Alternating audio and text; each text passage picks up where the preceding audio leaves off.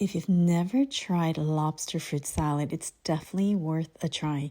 The first thing we're going to do is cook the lobster with a little bit of ginger and green onion, and then we're going to go ahead and dice up our fruits. For today's salad, I'm just adding some of my favorite fruits. One of my favorite fruits is the dragon fruit. Now, I love the yellow dragon fruit, but I find that the red dragon fruit is a little bit more affordable, not as sweet, but still super good for you.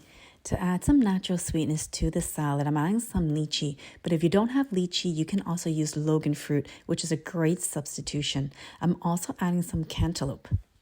Another fruit that's great as a substitution is grapes, especially the nice, sweet, large green grapes.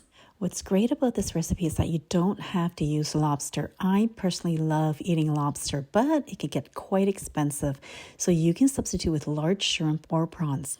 Place everything in a large bowl, and then let's go ahead and make our dressing with Greek yogurt, light mayonnaise, kewpie mayonnaise, honey, sugar, white pepper powder, and salt to taste. Mix everything together and then place it in the fridge to chill.